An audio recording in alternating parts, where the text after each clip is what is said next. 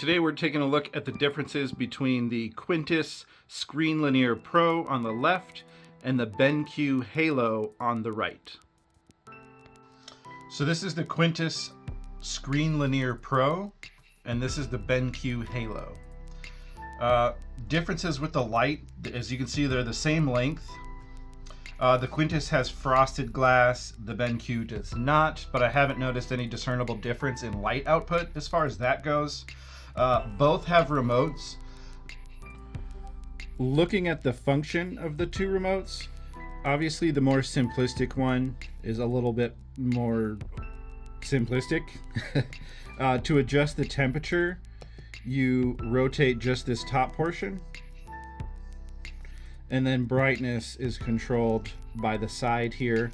There are a couple other functions like double tap to make it automatic adjust to whatever your room's lighting is. On the BenQ, if you're someone who hates fingerprints on stuff, that may be an issue because this thing shows fingerprints like crazy because it is so glossy. So it's something you might be cleaning all the time if you're one of those people, which I totally understand. I do like that it has an indicator dial. You can see the lights going up. It's nice to have a favorites function. I don't honestly use it much. The automatic there, and then of course you can change to the brightness again with the dial. It does have an auto sleep function where you'll see that middle light turn off, and then you have to wave your hand above this little sensor right here, or hold it above it and it'll turn back on, which does, I imagine, save batteries pretty well.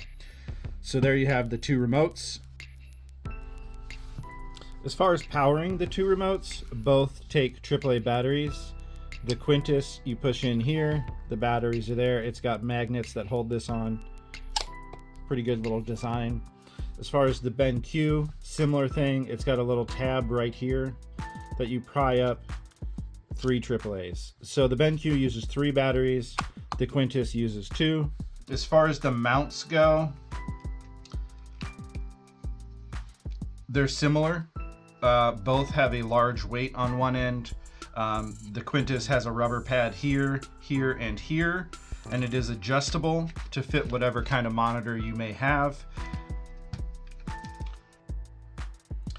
As for the BenQ Halo, the mount is similar. It is not telescoping like the Quntis is, but it will fit just about any monitor you can throw at it. It has a larger kind of foam pad, both here, and a little rubber pad on the inside of that as well. The Quntis, as you can see, just has one little pad here. I've noticed it doesn't make a big difference as far as the contact patch goes. Both hold monitors equally well from what I can tell. The major difference with the BenQ is that it includes a light on the back side. Now this is just on the Halo model, which I would say is their like top of the line model. The light has similar functions to the actual screen bar itself. You can set it to warm or cool tones, adjust the brightness, turn it on or off, etc. Now the major elephant in the room is the price. The Quntis ScreenLinear Pro with the remote comes in at $69.99, and at time of filming there was also an $8 coupon, so call it $62 plus tax. The BenQ Halo comes in at $179.99, so over $100 difference between these two models. Now let's check out the actual difference in light output, and I'll let you decide which one you think is worth it. Here's the backlight on the BenQ. This is just using the BenQ. The Quntis is not on at the moment. So you can see it does light up the back of the screen nicely. If you're in something like a cubicle at work and you have stuff hanging on your walls, like, I don't know, reference sheets or something like that, I could see it being handy. Me personally, because I have so many LEDs behind my stuff anyway, which I realize not everyone does, it's not something I personally use, but I think there probably is a use case for it. You can turn it on independently from the main light here. So if you only want the backlight on, that is something you can do. You can of course turn it off or have both on. It is also color changeable. It changes with the light.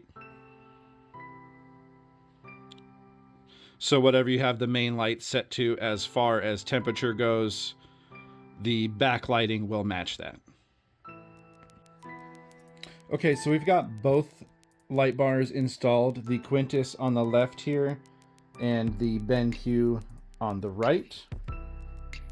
So I'll go through some of the functions. On the Quntis, you rotate the top part to change the color. That's the warmest. That's the coolest.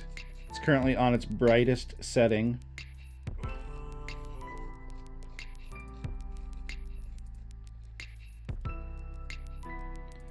And there its dimmest setting.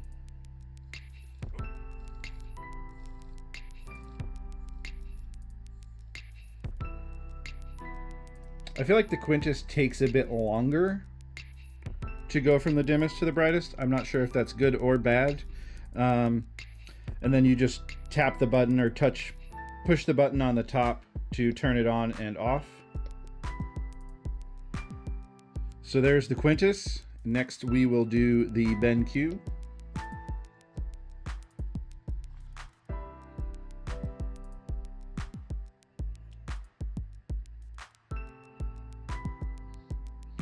So that's on its lowest setting as far as brightness goes. That is on the maximum setting. And then, as you can see, the remote lights up and has a nice dial effect. And then you can touch to change the color. There's the warmest and the coolest. So now we'll compare the two. I'll turn one on, one off, and go back and forth so you can kind of see the difference in brightness there. That is the BenQ on full brightness.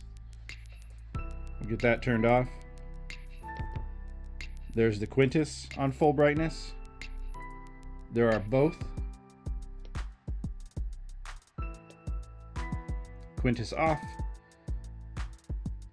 BenQ off. No light. Quntis. BenQ. So both light outputs I feel like are pretty similar. The Quntis may actually be a sliver brighter, but when I'm using them, honestly, I never use them on the brightest setting. I usually use them on the lower settings, so I don't feel like that plays a huge part.